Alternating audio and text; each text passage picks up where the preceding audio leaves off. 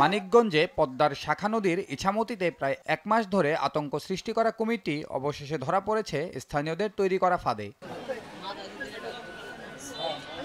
7 November শুক্রবার রাত 8:30টার দিকে সদর উপজেলার হাটিপাড়া ইউনিয়নের চৌকিপাড়া এলাকার কয়েকজন তরুণ মিলে কুমিরটিকে আটক করেন। হরিরামপুর উপজেলা বন কর্মকর্তা মোহাম্মদ শরীফুল ইসলাম 8 নভেম্বর শনিবার সকালে বিষয়টি নিশ্চিত করে বলেন, কুমিরটি সম্ভবত পদ্মার মূল ধারার দিক থেকে খাবারের সন্ধানে শাখা নদীতে প্রবেশ করেছিল। সেটি সুস্থ থাকলে আমরা সুন্দরবনের সংরক্ষিত এলাকায় অবমুক্ত করব।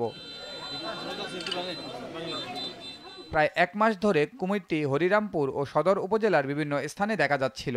এতে নদীপাড়ের মানুষ গোসল, মাছ ধরা এবং নৌকা চলাচল বন্ধ করে আতঙ্কে ছিলেন। ইছামতি খাল, এখান থেকে আমরা একটা কুমির ধরছি। তো কুমিরটা আমাদের প্রায় 8-10 হাতের মতো লম্বা।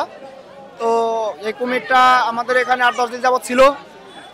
এই কুমিরের আমরা খুব জ্বালায় আসলাম, অনেক হাঁস মুরগি বা মনে করেন যে আপনার ছাগল ভেড়া এগুলা খাইতেছিল। তো এখান থেকে আমরা এটাকে নিজেরা রশির মাধ্যমে 8-10 জন মিলে এটাকে ধরছি। তো ধরার পরে এটা আমরা রাখছি, এখন বন বিভাগের লোক আসছে, তারা এটা ইনশাল্লাহ নিয়ে যাবে। এখানে অনেক লোকজনের সরঞ্জাম আছিল, তো খুব ঝামেলায় আসছিলাম। তো এখন তারা আসছে, তারা এটা নিয়ে যাবে। তারা নিয়ে যে কোনো একটা হয়তো বনে বা কোনো পার্কে নিয়ে ছেড়ে দেবে, তারা এটা ভালো জানে। কুমিরটি ধরা পড়ার খবর ছড়িয়ে পড়তেই এলাকাবাসীর মধ্যে স্বস্তি ফিরে আসে। আটককৃত কুমিরটি দেখতে ঘটনাস্থলে ভিড় করেন শত শত উৎসুক জনতা। নিউজ ডেস্ক, দেশ টিভি।